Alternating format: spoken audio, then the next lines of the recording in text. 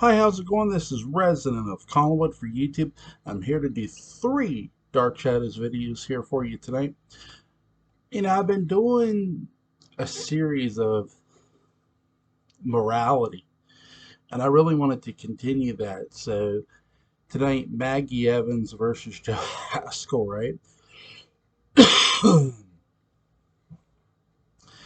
It's really interesting with these two characters because if you're a fan of the original series, and that's what I'm going to stick to for these two did not start off in a actual relationship, but they do get involved with each other after Carolyn rejects Joe for the final time. Maggie Evans and Joe Haskell, though they do end up as a couple, they're not the same people. By no means. Sure, they know about ships and they have that in common. And they're both Collinsport natives. They have a very, very different style. And here's what I mean. Maggie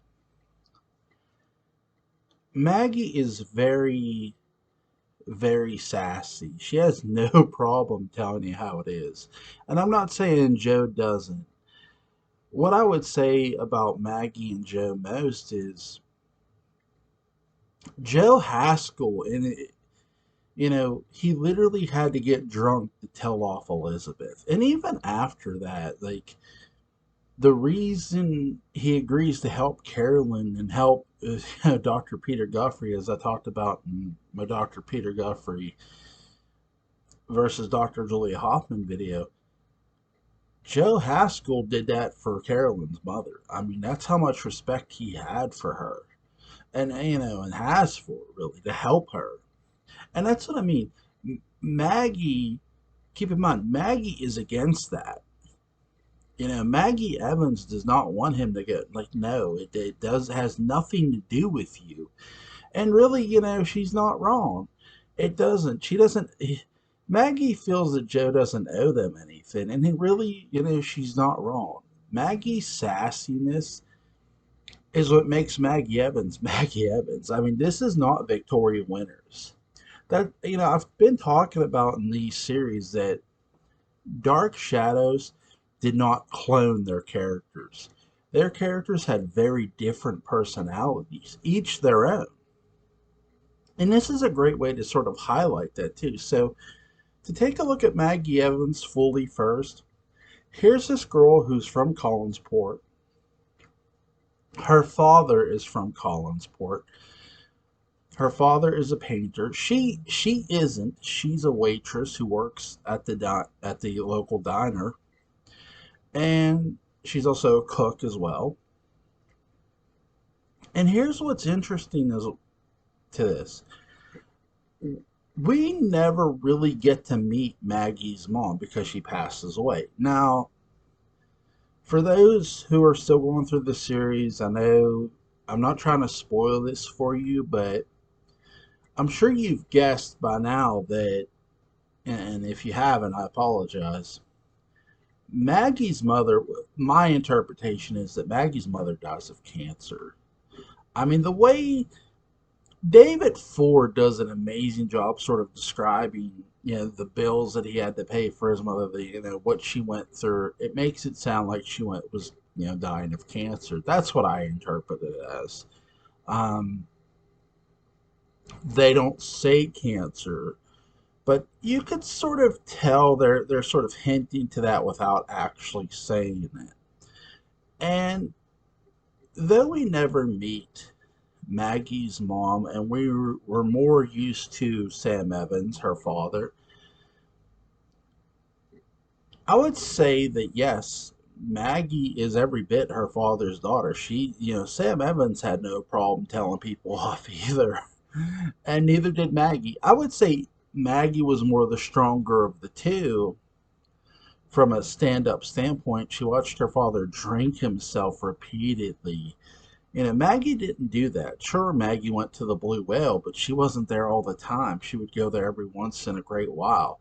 She was really, though, when she really starts going there more is when after really she starts dating Joe. She's actually at the Blue Whale with her father when she's sort of she's noticing really Joe for the first time. Not that she hasn't noticed Joe, but this is really the first time she's really noticed him. And Maggie really wanted to date Joe. Maggie Evans as a character, I've talked about Victoria Winters being Ultimate Final Girl, and to me she is. And I've talked about how Carolyn was a final girl in her own right. It's amazing how Dark Shadows had many final girls and how many final girls they had. Maggie Evans was indeed every bit of a final girl. She had sass, she had attitude. Here's a girl who literally is in a relationship with Joe Haskell, and they're engaged to be married of all things. Prior to, and she gets kidnapped. I've something I'm going to talk about here in the near future is Maggie Evans' kidnapping, and really talk about what a reporter would ask. I might write a short story about it. We'll see if I get some time. But I'm going to end up talking about it here down the road. But for this, here's Maggie Evans who gets kidnapped. We know that Barnabas looks at her as a reincarnation of Josette, and yes, Maggie does look like Josette. Um, how she looks so stunning in Josette's dress, by the way. She was very, very beautiful. And so here's this woman who gets kidnapped, finally escapes with the help of the ghost of Sarah Collins, Barnabas's own sister, and is in Wincliffe, and then she gets out and then comes home, and again she's getting hypnotized. Willie gets shot outside. It's crazy. Think about this. Maggie escapes from Wincliffe, and what's our image of Maggie? What's our last real image of Maggie? I mean, because Maggie Evans goes through a lot of things. Getting taken back to Wincliffe by Sebastian Shaw, of all things. And it's amazing. Catherine Lee Scott really, all these actresses and actors sold their ass off. But when I think about Maggie Evans from a morality standpoint, I think of how tough she was and what she, I hate to say truth, justice in the American way, but in every sense, she did believe in truth and honesty. Truth and justice were more per Devlin. Maggie believed in truth and honesty, and so did Victoria Winters. What I would say about Maggie, though, is she wanted her father to be honest with her. And, she watched her father really struggle with a huge addiction to alcohol. And she knew, hey, my dad was not this alcoholic until after Burke went to jail. Like, what gives? Like, are you that upset about it? She never quite got or understood it, but she had her suspicions. She just couldn't confirm them. But when Burke came back, was starting to put things together. And I give Maggie Evans a lot of credit. I mean, how high is Maggie's moral compass? She's not somebody who's going to get talked down to. In many ways, the women of Dark Shadows really stood their ground. I mean, Joan Bennett, Elizabeth Collins Stoddard, Victoria Winters, Carolyn, Maggie, they had no problem, especially Maggie bellowing back. They had no issue. Where Victoria Winters, at times, yes, she would talk back, but at times she was this shy, quiet, laid back person. Here's Maggie Evans. If you yell at her, she's going to yell at you right back. She'll be, hey, nah, I'll give you a piece of my mouth right back. And she had no problem doing so. Where we see Maggie the most vulnerable is with Barnabas, obviously. I mean, you talk about the sheer terror of being kidnapped by a vampire. But from a morality standpoint, I love Maggie Evans's morality. It really was she wrong for telling Joe, I really don't want you know involved. No, she didn't want him involved with the Collins family. Though she had her own sort of involvements, once her dad and Burke really settled that whole manslaughter thing, I really believe Maggie Evans just wanted to live a normal life with Joe Haskell. She more just wanted that. That part of her life was out of its way.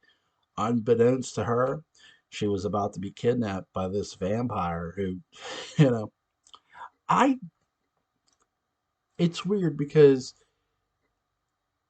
if memory serves me, I don't believe prior to Joe and Maggie actually going up to the old house to bring Barnabas's cane, I don't ever remember Maggie being in the old house prior to that, and I don't think she ever was. Um, so it's really interesting. Now Joe was. We know Joe was in the old house because remember he was helping Burke look for Victoria, and so he's been in that old house before. But from a morality standpoint, Maggie is about truth and doing the right thing, and I love her for it. Again, Dark Shadows had many final girls, and they all had great, great quality about them, really. Especially the big three: Victoria Winters, Carolyn Collins Stoddard, and Maggie Evans. The big three moralities. Now, Joe Haskell, does it get any more moral than Joe? Really, I don't want to sit here and call him the male equivalent of Victoria Winters because I don't see that in Joe Haskell. I would say Joe Haskell was somebody who, you know, honestly just wanted to live a normal life, but everything kept coming his way. When you think about fate and destiny, it's almost like Joe's fate was already decided before him, long before he was even born. And I don't really know how to put that after that because it just feels like that no matter what Joe was going to do, he was just not destined to be married. I mean, think about what happens to Joe. What happens to Joe is what ends up happening to Maggie Emmons. Joe Haskell gets wrote off by ended up in Wincliffe. But prior to that, from a morality, look, I can forgive Joe for cheating on Maggie because he was under a spell of a vampire. Joe Haskell, from a morality standpoint, his morality is at an all time high. He was a good, noble character. He wanted to do the right thing by Carolyn. He wanted to do the right thing and marry her. He was in love with her. But I don't think Joe was trying to act like a fool or be a fool or even be sort of dumbfounded. I think he was just that really in love with Carolyn. And really, to be fair to Joe, Carolyn is a beautiful, beautiful woman.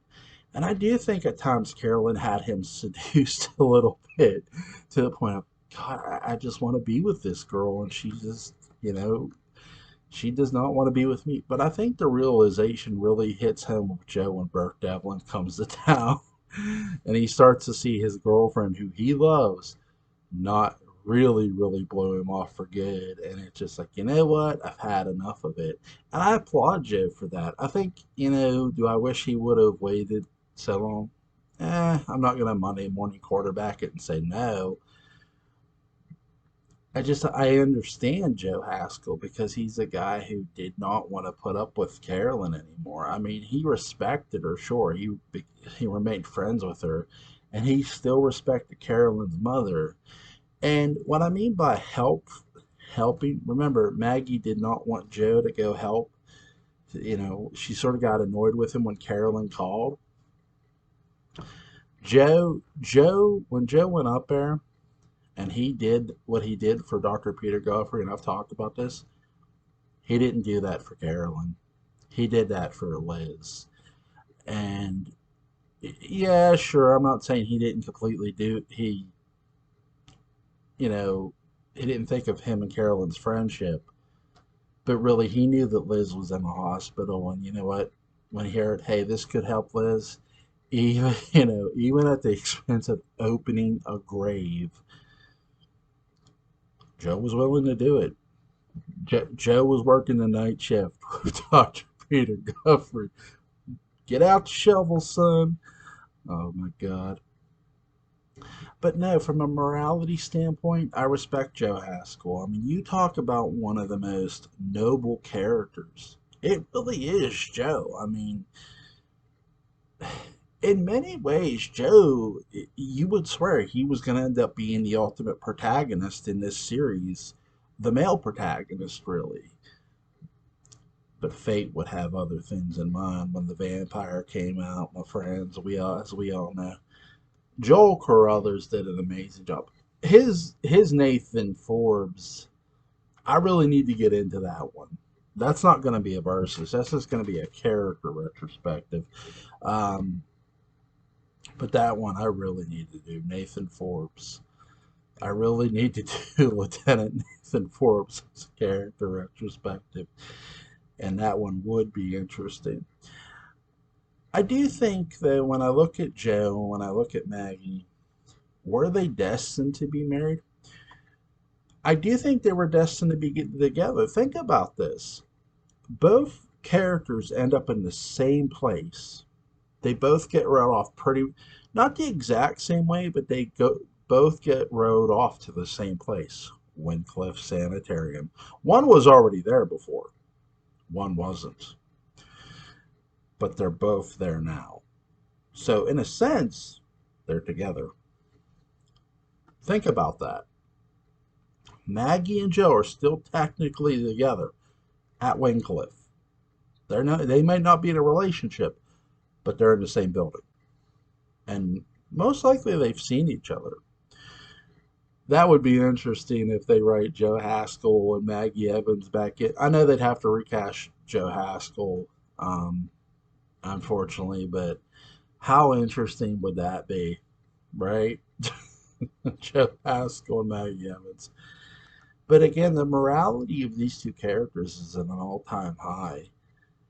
Again, I can forgive Joe for cheating on Maggie. He was under the spell of Angelique the vampire.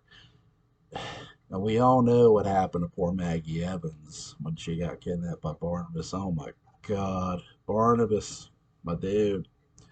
That's, if you look up separation anxiety, Barnabas had it. They just wanted Josette. They just wanted Josette.